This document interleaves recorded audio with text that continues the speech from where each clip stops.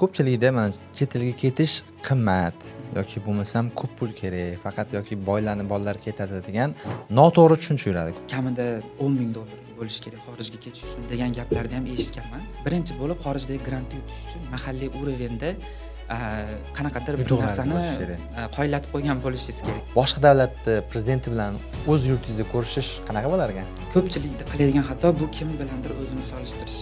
Da. Hech qachon bu xatoga yo'l qo'ymaslik kerak. Birov bilan o'zini solishtirish odamni depressiyaga solib qo'yishiga sabab bo'ladi bu ham bittasi.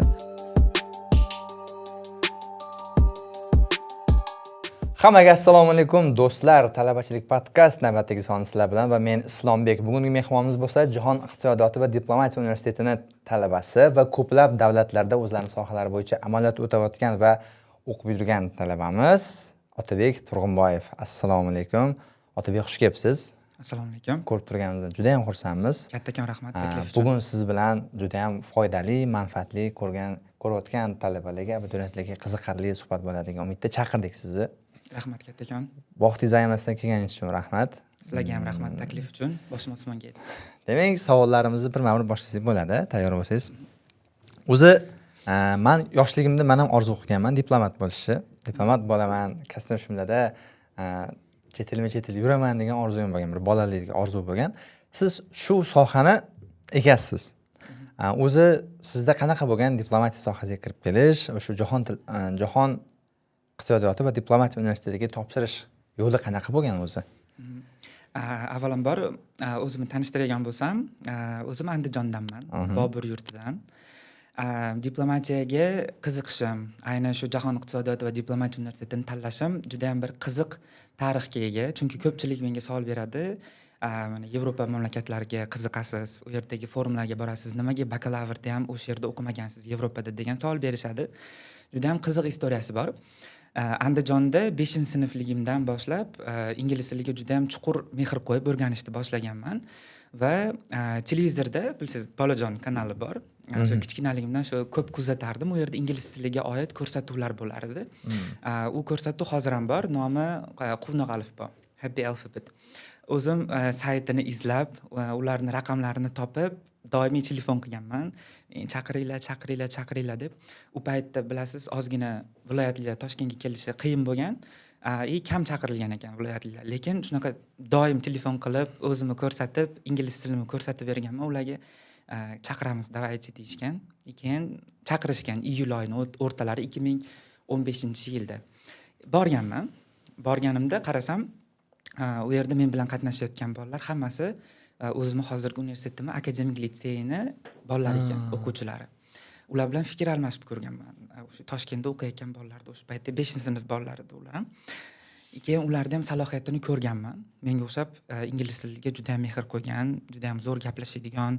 Keyin ular aytgan, chetga chiqib kelishgan ekan ko'pchiligi 5-sinf bo'lishlariga qaramasdan. Juda ham menga shu katta motivatsiya bo'lgan. O'zimga keyin oldimga maqsad qo'yganman. Shu universitetga kiraman, shu akademik litseyda universiteti bor ekan. Diplomatiya universitetiga men ham kiraman deb. Keyin shu ko'rsatuvda birinchi o'rinda olganman o'zim. Keyin shu diplomatiyada akademik litseyda o'qiyotgan bolalarni ichidan birinchi o'rinda olganim yana ham katta motivatsiya bo'lgan. Demak, kelib bemalol o'qisam, shularning darajasiga erishishga potensialim bor ekan deb o'zimga maqsad qo'yganman. Keyin 6-sinfdan qattiq tayyorgarlikni boshlaganman. Qaysi fanlar ketadi imtihonga, tarix, ingliz tili, ona tili, hamma fanlarni bosib tayyorlanganman, zo'r o'qiganman. Keyin 10-sinfligimda IELTSdan 7,5 sohibi bo'ldim va universitetimga bir oliy maqsadim bo'lgan o'sha paytda diplomatiyaga kirish Alloh nasib qilib erishdim. Va undan keyin Toshkent shahriga keldim. Diplomatiyada o'qishimizni boshladik xalqaro huquq fakultetida. Va sekin-sekin juda ham bu yerda yaxshi insonlarga duch keldim. Ota-onam juda ham duo qilishardi, ilohim shu yaxshi insonlarga uchrasin farzandim deb. Juda ham yaxshi insonlarga duch keldim. Bu yerda mana o'zim hozir fakultetimda juda ham ustozlarim bergan bilimlari, ko'nikmalari va o'zimning ustozim bor, ismlari Farruh aka, juda ham yaxshi inson. Birinchi kursligimdan potensialimni anglab, o'zlari menga shu ilmiy faoliyatni, o'zingizni qo'shimcha darslardan tashqari faoliyat mavjudligini, to'liq xarajatlari qoplanadigan grantlar bilan chet elga borib qatnashib kelishingiz kabi imkoniyatlar mavjudligini o'rgatib tushuntirganlar. Hozirgacha ham mana ustozim bilan ilmiy faoliyat bilan shug'ullanamiz. Hozirgacha birga 30 dan ortiq ilmiy maqolalarni mahalliy va xorijiy jurnallarda chop qildik va yaqinda mana o'zimning risola kitobim chop etildi. Hozir o'quv qo'llanma kitobni ustida ishlayapmiz. Shunaqa sarguzashtimiz boshlanishi shunaqa diplomatiyaga kirib kelishim. Zo'r. Bunga qiziqish uyg'onishiga shu demak ingliz tilini o'rganganing sabab bo'lgan-a? Albatta. Yaxshi. Chet el davlatlarga ketishga qiziqish qayerdan uyg'ongan? Chet el davlatlari. Shu yuqorida aytib o'tganimdek, universitetimga kelganimdan keyin talabalarni ko'rdim. O'sha o'zim tengli talabalar, mendan katta kursdagilar. Ya'ni o'zim tengi bolalar xorijdagi universitetlarga, xorijdagi shunaqa to'liq qoplanuvchi grantlarga borib qatnashib kelishyapti. O'zimda ham potensialni ko'rdim. O'zimni solishtirib ko'rdim. Ya'ni to'g'ri keladi. Menda ham ularda bor yutuq, menda ham bor. Va shu orqali boshlanib ketdi. Izlashni boshladim grantlarni, xorijdagi to'liq qoplanuvchi konferensiyalar, shu xalqaro tashkilotlar bo'yicha research qilishni boshladim. Ya'ni ularda missiyasi nimadan iborat, qanaqa mandatlarga ega, ulardan men nima olaman degan o'zimga bir research pathway qilib oldim.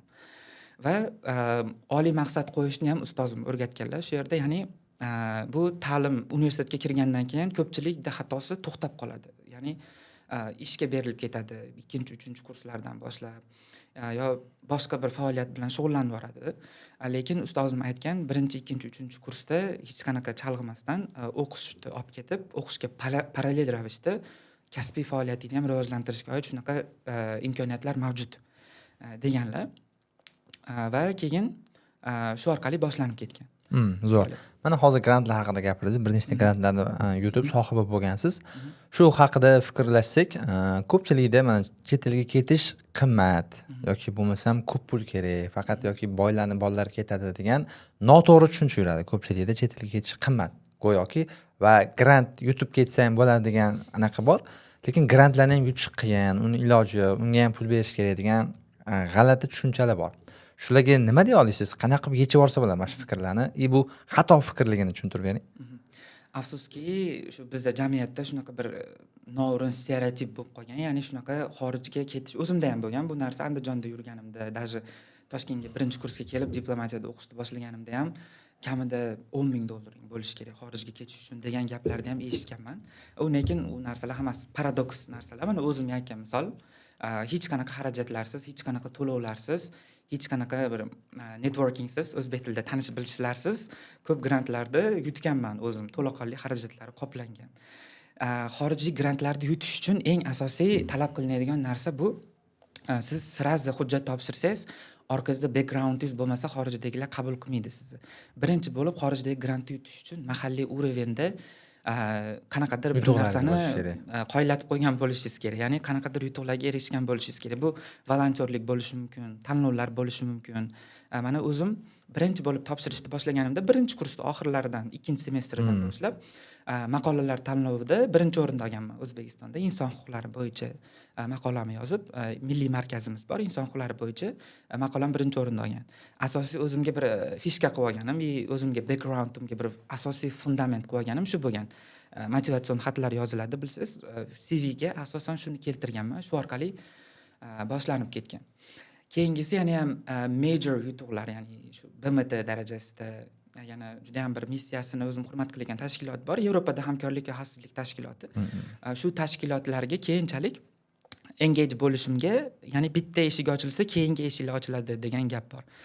BMTning Turkmanistonda missiyasi bor, preventiv diplomatiya bo'yicha. Uni akademiyasi bor. 1 yil davomida yosh bo'lajak diplomatlarni preventiv diplomatiya bo'yicha o'qitishadi, tayyorlashadi. Bu 9 oylik o'quv dasturi, hech qanaqa to'lovlarsiz. Eng kuchli o'zlarining sohasining eng yutuq mutaxassislari dars o'tadi. Bu Nyu-Yorkdan, Bryusseldan, Fransiyadan xorijlik mutaxassislar Markaziy Osiyolik va Afg'onistonlik yoshlarga dars o'tadi bu yerda. Mana shu narsaga hujjat topshirganman. 1-kursligimda topshirganman, o'tmaganman. Keyin ularga email yozganman. Nima bo'ldi, nimaga meni qabul qilmadinglar deganman. Chunki bizda talabi bor edi. Motivatsion xat, CV va o'zingizni record, ya'ni videoga olib, ular bergan, savol bergan, shu savolga javob berishingiz kerak edi. 1-yilni topshirganimda, o'sha nima sababdan akademiyaga topshirmoqchisiz degan savol tushgan. Ularga email yozganman. keyin emaildan javob kelgan, ya'ni shu motivatsion xatingda kamchiliklar bo'ldi va ozroq yana ham backgroundingni rivojlantirishing kerak degan email olganman ulardan. Keyinchalik yana bunga to'xtalamiz. O'sha email yozgan inson bilan yuzma-yuz ham keyin Turkmanistonda uchrashganman. Shunaqa qilib o'zimga yaxshi xulosa olganman. Ya'ni demak kamchiligim bor ekan, yana ham rivojlanishim kerak ekan deb 1 yil kutib, keyingi yilda yana shu akademiyaga topshirdim. O'zim ustimda ishladim, yana ham ko'proq yutuqlarga erishdim mahalliy urovenda. Keyin kuchli CV yozishdi, tayyorlashdi, motivatsion xat yozishdi, keyin personal statementlar yozishdi, o'rgandim. Keyingi yili nasib qilib omadlilar qatorida O'zbekistondan qabul qilingan 8 kishi qatorida o'zim ham bo'ldim. Shu yerda. Bu imkonsiz narsa emas. Ya'ni sizdan ko'p narsa talab qilinmaydi. Faqatgina shu birinchi o'rinda mahalliy urovenda bir o'zingizga fundament qurib olgan bo'lishingiz kerak. Mahalliy urovendagi fundamentsiz xorijiy urovenga chiqib bo'lmaydi. Avvalambor shunaqa o'zingiz yurtingizdagi bir backgroundingiz bo'lgan bo'lishi kerak. Keyin ular ko'radi, bu o'zini yurtida ham o'zi erishibdi, demak o'zimizga ham engage qilsak bo'lar ekan deb o'zlariga tortishadi. Grantlarda asosiy keyin o'zlarining missiyasi bu o'zlarini shu missiyasidan, maqsadlaridan kelib chiqib, faqat siz nimadir ulardan olmaysiz, balki siz ularga ham nimadir berishingiz kerak. Ular shuni ham kutadi. Ya'ni ular nimadir ola oladigan yoshni ular izlashadi. Shunga o'zingizni ham tayyorlashingiz kerak. Ya'ni men ulardan nima ola olaman-ku, men ularga nima bera olaman. Shu ikkala savolga javob topolgan har bir yosh to'liq qoplanuvchi grantlarga erishadi albatta. Zo'r. Hali 4-kursni bitirmasdanoq ko'p davlatlarga borishga muvaffaq bo'ldingiz. Ko'rsaymasin, davomiy bo'lsin. Va bu borish natijasida ko'p davlatlarning ta'lim tizimini ko'rdingiz. Xususan mana Finlandiyada bir oylik amaliyot o'tab keldingiz. Shu haqida nima deya olasiz? Xalqaro ta'lim tizimida nima o'zgarishlar ketyapti hozir? Kelajakda rejalar qanaqa? Qaysi tarafga qarab ketyapti-yu, biza ta'lim tizimimizda qanaqa joylarda oqsashlar bo'lyapti? Shu ikkita ta'lim tizimini ham ko'rgan inson sifatida nima deya olasiz? Finlandiyada u yerga 4 kunlik konferensiyaga bordim. O'sha boya aytib o'tgan tashkilotim Yevropa xavfsizlik va hamkorlik tashkilotini 50 yillik yubileyi munosabati bilan shu tashkilotga a'zo 57 ta mamlakatlardan yoshlarni taklif qilishgan. O'zbekistondan 2 ta yosh bordik. Men va Yoshlar ishlari agentligidan vakil u yerga borib O'zbekiston yoshlari nomidan 57 ta mamlakatlarda tashqi ishlar vazirlari qarshisida yoshlarimiz nomidan nutq qildik. Ya'ni O'zbekistonda ta'lim sohasiga oid qanaqa islohotlar ketyapti, yoshlarga berilayotgan e'tibor, yurtimizdagi o'zgarishlar, yoshlar siyosati bo'yicha shu bo'yicha nutq qilib keldik. Va o'sha yerda vaholanki u yerdagi Yevropadagi yoshlar bilan ham muloqot qildik, networking qildik. Va Finlandiyadagi yoshlar bilan ham muloqot qildim. O'zim o'sha yerda Yevropada juda ham top reytingda turadigan Aalto University bor, Helsinkida joylashgan, Finlandiyaning poytaxtida. U yerga kirdim va o'sha yerda hozir do'stim Antoniy ismi, bilan muloqot qildik, gaplashdik. Barchamizga shu ma'lum, Finlandiyaning ta'lim tizimini ko'pchilik urg'u beradi, targ'ib qiladi va so'radim, nimasi unik sizlarda ta'lim tiziminglar deb tushuntirib berdi. Ularda ta'lim tizimida asosiy fundament bu shu yoshlarda psixologiyasini o'rganishga oid bir mindset ustiga qurilgan ekan. Ya'ni o'qituvchilari shu ta'lim jarayoniga kirishdan oldin shunaqa talabalar bilan ishlash bo'yicha psixologik darslar olishar ekan. Ya'ni talabalarda nima qilib, ya'ni faqatgina ularda ta'lim jarayoni faqatgina jarayonga emas, keyinchalik natijaga urg'u beradigan bir fundament ustiga, mindset ustiga qurilgan ekan. Va o'qituvchilarga ham shu narsa ishga kirishdan oldin singdirilar ekan. Ya'ni talabalarda ta'lim tizimidan kutadigan narsasi nima? Ularda mana ertalabda horg'in kayfiyatda kofe ko'tarib, shoshib darsga borish holatlari yo'q. Ularda misol uchun leksiyalarga xohlasa boradi, xohlamasa bormaydi. Ularda juda ham individualizm kuchaygan ekan. Shuni aytayapti do'stim. Individualizm, ya'ni o'zing xohlagan narsani mana biz senga beramiz, xohlasang ol, xohlasang olma. Bu o'zingga bog'liq. Ularda shunaqa individualizm rivojlangan. Va keyingi ularda asosiy yana bir o'ziga xos jihati yodlovchi robot emas, fikrlovchi shaxs yaratish bir prinsipi bor ekan. Ya'ni shu teoriyalar bor, misol uchun mana nazariya, amaliyotga bir fundament bo'lib beradigan narsa. Ko'p hollarda shunaqa nazariyaga yopishib qoladi ko'pchilik, amaliyot bir chekada qolib ketadi.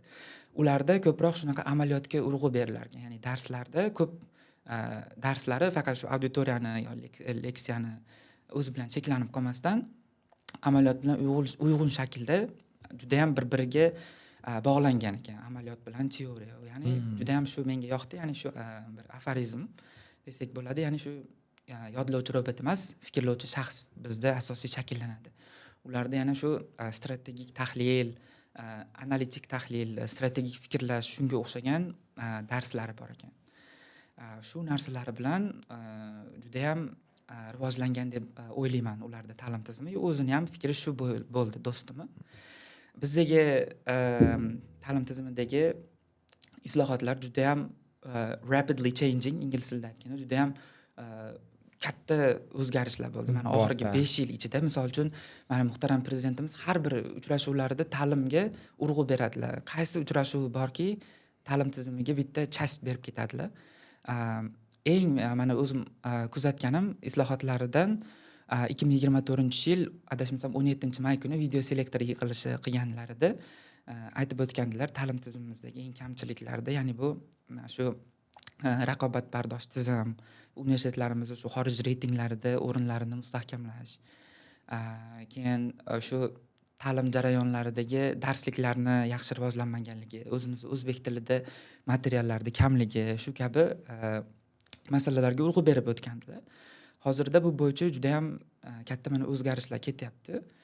Ya'ni mana o'zim universitetni misol qilib oladigan bo'lsam, bizda mana hozir amaliyot bilan nazariyani bir-biriga shunaqa uyg'unlashtirish juda ham kuchli. O'zim mana xalqaro huquq fakultetida o'qiyman. Bizda mana biz diplomatik fanlarga qo'shimcha ravishda huquq fanlarini ham o'qiymiz, ya'ni jinoyat huquqi, ma'muriy huquq. Biz sudlarga tashrif buyuramiz. Jinoyat sudi, ma'muriy sud, tumanlararo sud. U yerga borib shunaqa sud jarayonlari bilan tanishamiz. Ya'ni misol uchun siz bitirib, misol uchun chiqqaningizdan keyin o'qib chiqasiz, nazariya bilan o'qib chiqasiz. 4-kursni bitirgandan keyin ishga kirganingizda bu narsani jarayonlar bilan siz oldin tanishmagan bo'lsangiz, boshqacha muhitga tushib qolasiz va u muhitga moslashish qiyin bo'lib ketadi. Shuni oldini olish uchun mana juda ham yaxshi islohotlar ketyapti. Ya'ni shu amaliyot bilan nazariyani uyg'un olib ketish. Ya bizga mana juda ham hozir master klasslar tashkil qilinadi. Qo'shimcha tarzda seminarlarimizga xorijdan o'qituvchilar taklif qilinadi. Xorijdagi universitetlar bilan hamkorliklar o'rnatilyapti. Afsuski shu oldinlari 5-6 yil oldin shu narsalar bo'lmagan. Mana qabul tizimlarida juda ham adolatsizliklar ko'p bo'lgan, korrupsion holatlar bo'lgan. Juda ham mana 5 yil ichida katta o'zgarishlar bo'ldi. Bu statistikalar juda ham tushdi bu narsalar bo'yicha. Juda ham quvonarli holat. O'zim mana juda ham research qilib o'tirganimda ustozlarimiz surpriz qilib qoladilar. Ya'ni misol uchun xalqaro tashkilotga oid bir maqola yozib o'tirsam yoki qanaqadir research qilayotgan bo'lsam, xuddi shu tashkilotdan bir mehmon chaqirgan bo'ladilar. O'sha mehmonning real tajribasi, o'sha qilinayotgan analitik tahlil deymizmi, maqola deymizmi, shuni unikligiga juda ham katta hissa qo'shib beradi. Tushunarli. Mana hozir Finlandiyada O'zbekiston ta'lim tizimi haqida nutq so'zladim dedingiz. Shu nutqingizdan keyin finlandiyaliklarni yoki boshqa davlat vakillarini O'zbekiston ta'lim tizimiga munosabati qanaqa bo'ldi? Shu haqida gaplashsak. Rahmat savolingiz uchun. 57 ta tashqi ishlar vazirlari bor edi u yerda va u yerda ayni men shu mavzuda muloqot qilganim, ya'ni shu nutqimiz bo'yicha bizga savol berishgan insonlar qatorida ayni shu Finlandiyani tashqi ishlar vazirligini vakillari bor edi. Ular bizga juda ham hayron qolishdi. Chunki mana dunyoda ayni prezident darajasida prezidentning o'zi shunaqa har bitta nutqida ta'limga e'tibor beradigan davlatlar yo'q emas, lekin kam. Biz shunaqa kam davlatlar qatoridamiz. Biz o'sha davlatimizda shunaqa ta'lim tizimiga e'tiborni gapirib berganimizda ular shunaqa hayron qolishdi. Ya'ni mana u yerda ko'pchilik borgan vakillar, ko'pchiligi davlat idoralaridan, shunaqa vazirlik vakillari, shunaqalar borgan. Biz mana civil society, ya'ni fuqarolik jamiyati vakili sifatida u yerda qatnashdik, bordik. Ya'ni biz shunaqa oddiy talaba sifatida ham shunaqa katta arenalarga chiqib berishimizni ham ularga ko'rsatib bera oldik. Ya'ni ularda hayron qoldirgan narsani biri ham shu bo'ldi.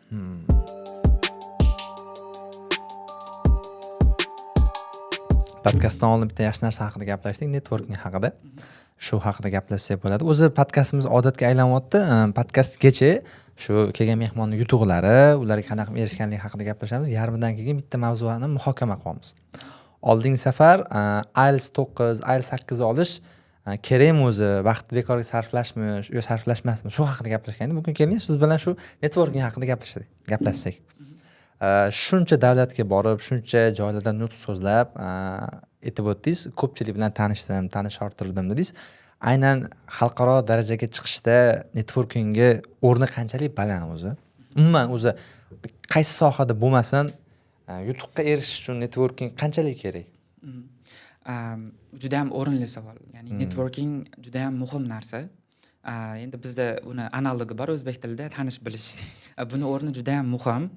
Ya'ni misol uchun mana siz bilan mana networking o'rnatdik, mana tanishdik. Misol uchun men o'zim grantlarni izlab yurganimda, misol uchun sizga mana jurnalistikaga yoki shunaqa mass mediaga oid bir qanaqadir imkoniyat chiqib qolsa, xorijda misol uchun o'quv treyningi deymizmi, yo qanaqadir shunaqa xarajatlari to'liq qoplanadigan grant deymizmi, sizga yuboraman, siz topshirasiz.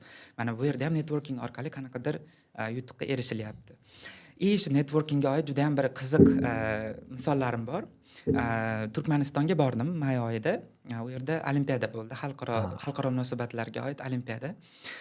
Turkmanistonga O'zbekistondan borish uchun Buxoro orqali chegaradan o'tiladi.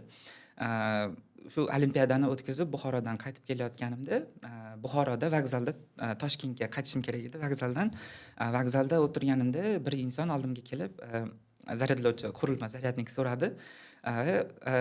U bilan gaplashdik. Qayerdan kelyapsiz, qayerga ketyapsiz deb gaplashib qoldik. Keyin aytdi, Turkmanistondan kelyapti ekan u ham. Keyin men ham Turkmanistondan kelyapman, Ashxoboddan dedim. Keyin yo'q dedi. Keyin bu insonni taniysanmi dedi. Taniyman, mening do'stlarim Turkmanistondagi do'stlarim dedim. Keyin u o'zini tanishtirdi. U Turkmanistonda Germaniya elchixonasida ishlaydigan Germaniyaning konsuli ekan. Shu yozga yaqin otpusк olib O'zbekistonda aylanish uchun kelayotgan ekan. Mana u bilan ham hozir aloqamiz kuchaygan. Ya'ni u menga shunaqa grantlarni yuboradi. Men ham unda o'zim O'zbekistonda qanaqadir forum yoki dialog tashkil qilsam, uni taklif qilaman. Ya'ni bu networkingning o'rni shu yerda ham. Yana bitta qiziq holat, Astonadan qaytayotganimda samolyotda bo'lgan. Bitta o'rindiqda 3 kishilik o'rindiqda 3 kishi tushib qolganmiz. Ya'ni o'sha yerda ham tanishganmiz. Yonimda ketayotgan o'zim tengli do'stlar bilan tanishib qolganmiz. Ular ham juda ham umumiy tanishlarimiz ko'p bo'lib chiqqan ular bilan ham. Hozir mana ularning loyihasida ham yaqinda ishtirok etdim. Juda ham yaxshi insonlar. Mana hozir networkingimiz juda ham kuchli. Bir-birimiz bilan shunaqa imkoniyatlarda ulashib boramiz. Mana Markaziy Osiyoda ham do'stlarim son sanoqsiz. Ular bilan ham o'zimiz mana networkingimiz bor. Ya'ni o'sha boya aytib o'tganim akademiyani bitiruvchilari guruhimiz bor Telegramda. Ya'ni kimi qanaqa loyihasi bo'lsa, o'zi qanaqa bir proyekt yaratayotgan bo'lsa yoki unga kimdir boshqa davlatdan grant yoki scholarship bo'yicha qanaqadir e'lon, imkoniyat yuborgan bo'lsa, bizga ulashadi. Biz shu orqali biz ham hujjat topshirib, o'zimizni CV'mizni, karyeramizni boyitamiz shu orqali. Ya'ni shu joylarda networkingga o'rni juda ham kuchli. Biron bir voqeada misol keltira olasizmi? Misol uchun networking sababli qanaqadir yutuqqa erishganingiz yoki qanaqadir vaziyatdan chiqib ketganingiz, olib chiqib ketganingiz, shunaqa misol keltira olasizmi? Albatta, mana Finlandiyani misoli shu networkingga misol. Eng kattasi 2024-yil oktyabr oyida shu Toshkentda shu tashkilotda modeli bo'lgandi. Siz Model United Nations bor. Bu tashkilotda ham xuddi shunaqa Model OSCE tashkilotda shu modeli bor. Shunda qatnashganmiz. U yerda qatnashganimizda o'zimizni salohiyatimizni juda ham ko'rsatib berishga harakat qilganmiz. Va o'sha yerda shu doimiy muloqot ular bilan. Ya'ni ular qanaqa proyekt qilyapti, keyin o'zim bu yoqda tashkil qilayotgan proyektga taklif qilib, ularga ham email yuborganman. Ya'ni hech qachon kim bilandir tanishdingizmi? Qanaqadir professionalmi, o'zingiz teng yoshmi, faolmi? Shu inson bilan hech qachon aloqani, kontaktni yo'qotmaslik kerak. Doim kontakt almashish kerak. Va shu orqali shu tashkilot o'sha yerga meni tavsiya qildi. Finlandiyadagi o'sha tashkilotni 50 yillik yubileyida O'zbekiston yoshlari vakili sifatida qatnashish bo'yicha. Mana shu bitta networkingning yorqin misoli deb o'ylayman. O'zingizdan kuchli odamlar bilan yoki siz orzu qilgan insonlar bilan networking o'rnatishdagi asosiy qoida nima deb o'ylaysiz? Networking o'zi asosiy qoidalari. Yaxshi networking qilish uchun. Bu ham o'rinli savol, juda ham. Menimcha inson avvalambor o'zini qadriyatlarini, o'zini prinsiplarini aniqlashtirib olish kerak. Ya'ni networking o'rnatayotganda shu bu inson bilan muloqot qilib, bu insondan maslahat olganimdan keyin bu inson maslahat olish kerak hammadan. Har xil mindsetlarni ko'rish kerak va shu mindsetlar orqali o'zingizni shaxsiy mindsetingizni yaratishingiz kerak, o'zingizni qadriyatlaringizni. Keyin kim bilandir gaplashayotganda, kimdandir fikr olgandan keyin u insonni shu menga bergan maslahatlari oliy maqsadimga mosmi? Oliy maqsadimga erishishimda kerak bo'ladigan naviklarga foyda beradimi? Shunaqa o'zingizga fundament qo'yib olishingiz kerak, ya'ni mindset shakllantirib olish kerak. Va shu birinchi bir psixologiyada ham bir narsa bor, ya'ni birinchi ko'rishish bir umr davom etadi degan. Ya'ni birinchi taassurot doim davom etadi. Ya'ni shu birinchi taassurotda juda ham yaxshi impact qoldirishga harakat qilish kerak. Agar bu xorijiy urovenda bo'lsa, misol uchun o'zim mana Markaziy Osiyodagilar bilan, do'stlarim bilan tanishayotganimda asosan ularning madaniyatiga urg'u beraman. Ya'ni ularning urf-odati, ularning milliy bayramlari yoki ularning ozgina so'zlarini yodlab olganman. Ya'ni birinchi tanishganimizda, "Ay, sen qayerdansan?" "Men bu yerdanman." "Ay, men bunaqa urf-odatinglar, bunaqa raqs, bunaqa narsalar bilaman." Juda ham bu unik narsa deb shunaqa chiroyli impact qoldirib, networking shundan boshlanadi. E'tibor, ya'ni. E'tibor. Networking qilayotgan ularga bo'lgan millatiga, davlatiga bo'lgan e'tiboringizni ko'rsatib berishingiz kerak. Markaziy Osiyoda shu integratsiyalash hozir asosiy urg'u. Ya'ni bu davlatimiz darajasida ham prezidentimiz Markaziy Osiyoda integratsiyasi bo'yicha gapiradilar. Yoshlar ham shu narsadan ilhom olsa, bu juda ham shu networking uchun foyda bo'ladi. Zo'r. Menga bitta ustozlarning aytib o'tgan fikrligi bor. Shuni aytib o'tishgan. Ya'ni men o'zimdan kuchliroq yoki misol uchun biznesmen bilan qanaqadir networking o'rnatmoqchi bo'lsam, bu o'zim boshimdan o'tgan. Shu so'raganimda ustozlardan shu inson bilan shunaqa networking qilmoqchiman, shu ish masalasida maslahat olmoqchiman, ozgina vaqtlarini olmoqchiman deganimda, yaxshi, sen ularning vaqtini olasan, maslahatini olasan, lekin nima uchun ular senga vaqtini ajratish kerak? Nima uchun senga maslahatini berish kerak? Shuncha yil to'plagan maslahatini nima uchun berish kerak senga? Shundoqqa bepulga deyishganda. Ya'ni buni tagida nima yotadi? Networking o'rnatmoqchi bo'lgan insoningga faqat undan men nima olaman degan messej bo'lishi kerak emas. Men unga nima bera olaman degan narsa ham bo'lishi kerak deyishgan. Ya'ni misol uchun biz siz bilan ko'rishdik, ikkalamiz ham misol uchun men sizga nimadir berganim uchun, siz mendan nimadir olganingiz uchun keldingiz. Shunaqa narsa deyishgan. Ya'ni bu networkingning asosiy qoidalaridan biri deb o'zim bilaman. Ya'ni networking qilmoqchi bo'lgan odamingizga siz ham nimadir bera olishingiz kerak. Faqatgina egoistlik qilib o'zingiz uchun nimadir olaman, shu insondan foydalanaman degan narsa bo'lishi kerak emas. Agar networking o'rnatmoqchi bo'lsanglar, kim bo'lishidan qat'iy nazar mana shu narsaga e'tibor bersanglar juda ham foydali bo'ladi. Ya'ni bu insonni narigi inson vaqtini ham hurmat qilish va o'zini ham hurmat qilishga kiradi. Albatta. Menimcha. Albatta, fikrimiz bir joyda. To'g'ri. Rezumengizda bitta narsani o'qidim. Finlandiyani prezidenti bilan O'zbekistonda ko'rishgan ekansiz. Bu juda ham boshqacha holat bo'lsa kerak. Nimaga? Endi o'zimizni O'zbekiston prezidenti bilan ko'rishsangiz, bu juda ham o'zi zo'r holat, faxrlanarli holat. Lekin boshqa davlatda prezidenti bilan o'z yurtingizda ko'rishish qanaqa bo'lar ekan? Juda ham bir esda qolarli holat bo'ldi. Ya'ni Finlandiyaning prezidenti kelishlaridan oldin universitetimizga tashriflari haqida ham biz xabar oldik. Ya'ni shu universitetimiz rahbariyati juda ham xursand bo'ldi. Ya'ni как раз sen Finlandiyaga borib kelgansan. Как раз u kishi bilan o'sha tashkilotda 50 yillik yubileyda uchrashgan edik.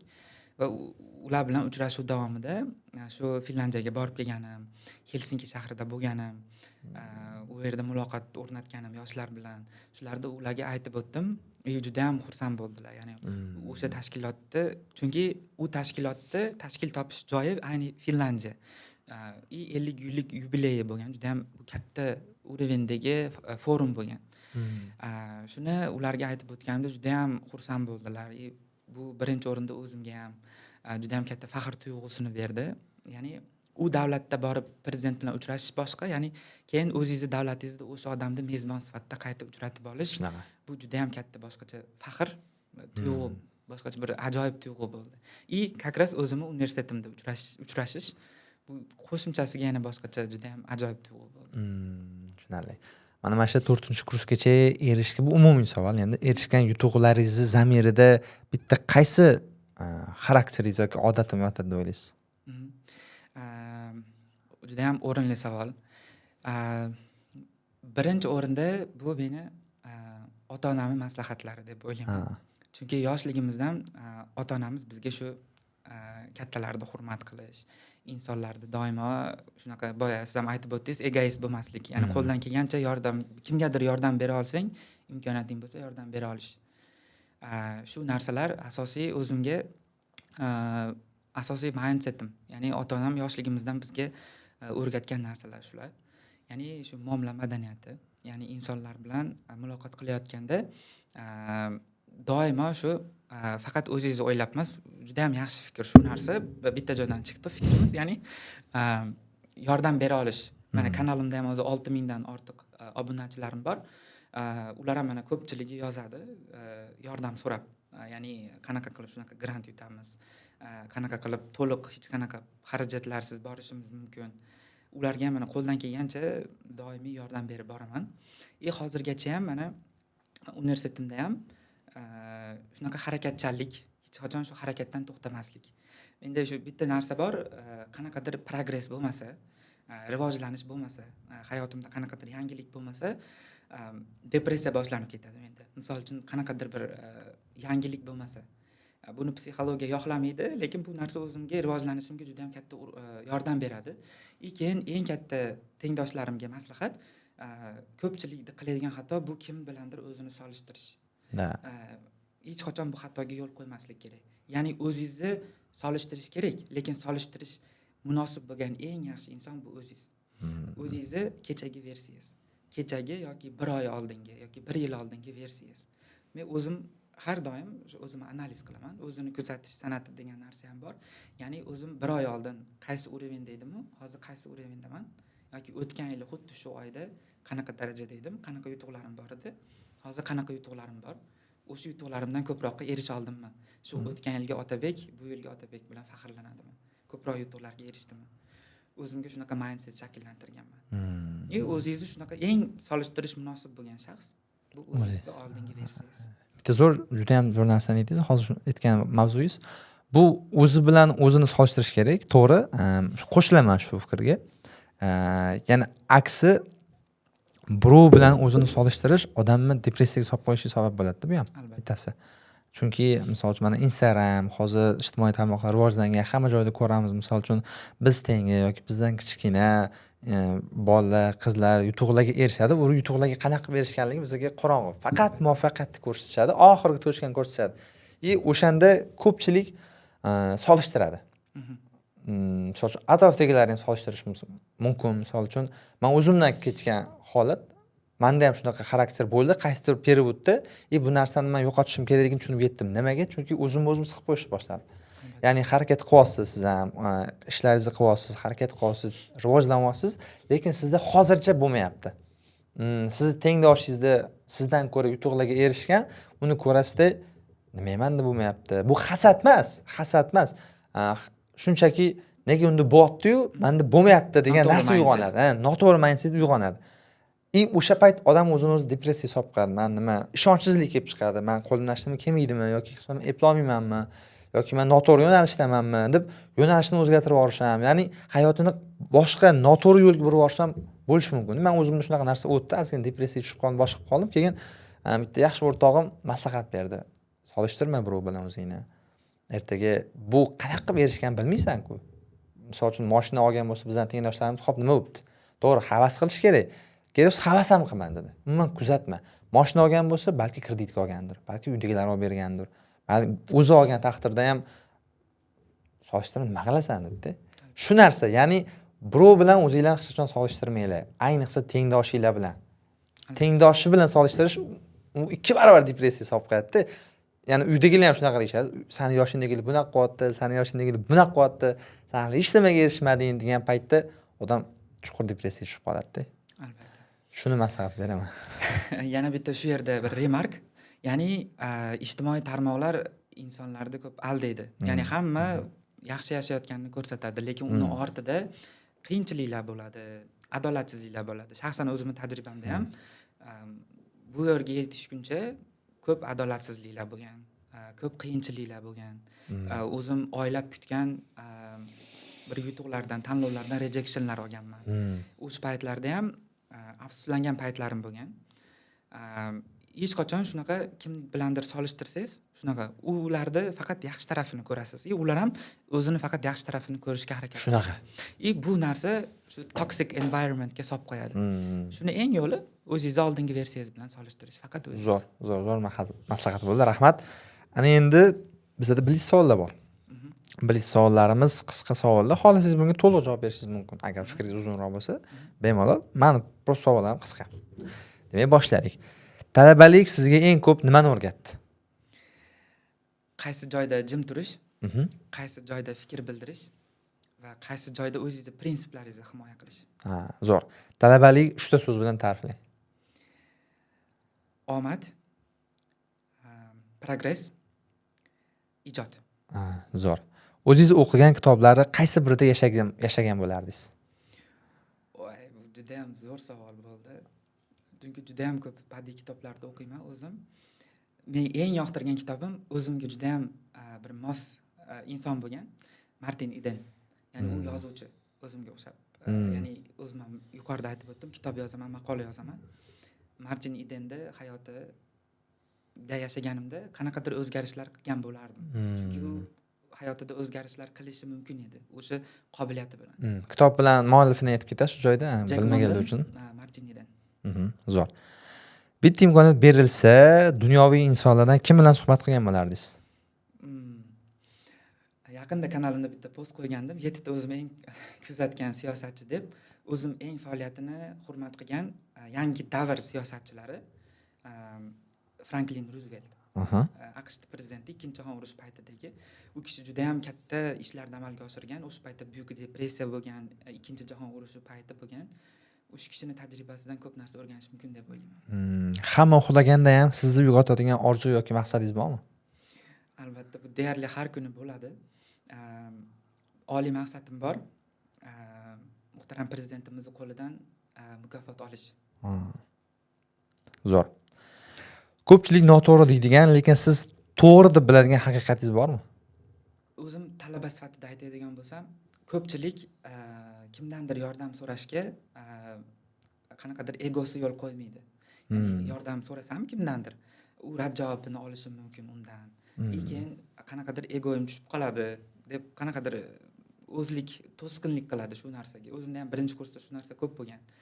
Shu narsani yengib o'tish kerak deb o'ylayman ko'pchilik talabalar. Ya'ni yordam so'rashdan uyalmaslik kimdandir. Zo'r. Kelajakdagi o'zingiz sizdan nima uchun minnatdor bo'lish kerak?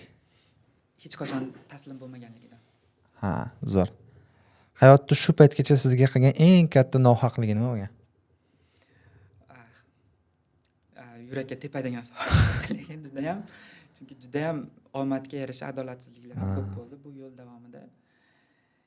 Lekin unaqacha katta bir afsuslanadigan bir adolatsizlik bo'lmagan hayotimda. Hammasi bu shunchaki personal emas, professional jarayonlar bo'lgan deb o'ylayman. Tushunarli. Hayotni shu paytgacha, hozir o'qidim buni. Har kuni takrorlashdan to'xtamaydigan bitta yaxshi va yomon odatingiz. Har kuni buni yo'lga qo'yishim juda ham qiyin bo'lgan. Birinchisini ochig'ini aytaman, har kuni kamida 10 bet kitob o'qish. Zo'r. Xorij adabiyotlari va bu yil juda ham psixologiyaga oid kitoblar ko'p o'qidim. Shu asosiy o'zim hozirda juda ham o'zimdan faxrlanayotgan odatim. Keyingisi Instagram, ijtimoiy tarmoqlar. Foydalanmayman deysiz, lekin foydalanaman. Foydalanaman. Foydalanmaslikni xohlayman, ya'ni screen time deb turishni xohlayman, lekin shuni hech 1 soatdan tura olmayapman. 1 soat o'zi normal menimcha. Men ham 1 soatga tushirganman. 1 soatdan kamiga hali o'ta olmadim. Sal oshib ketadi-yu, lekin hali kamiga tushira olmadim. 1 soatdan. Bo'lib qolish mumkin qanaqa vaziyatda? Misol uchun 1 sutkalik syomkalarda yo boshqa narsalarda telefondan butunlay chalg'iydigan paytlar bo'lishi mumkin. Kuniga misol uchun yarim soat, 20 minut foydalangan bo'lishi mumkin. Atak menda ham shu 1 soat anaqasi. hayotingizni qaysi xotirani yoki voqeani hech qachon esdan chiqarishni xohlaysiz? Judayam ko'p bunaqa xotiralar men uchun. Lekin shu hayotimda katta burilish yasab bergani bittasi ayni shu talabalik vaqtiga muyassar bo'lganim. Chunki tasavvur qila olmaysiz, ya'ni bu universitet talabasi bo'lish qanchalik katta orzuyim bo'lgani, ya'ni diplomatga kirish. Undan oldingisi ayni shu Andijondan kelib, ayni shu ko'rsatuvda birinchi o'rinda olib ketganim. Judayam hayotimda shunaqa burilish yasagan, oliy maqsadimni aniqlab beradigan bitta katta men uchun katta motivatsiya va fundament bo'lgan shu voqea. Zo'r.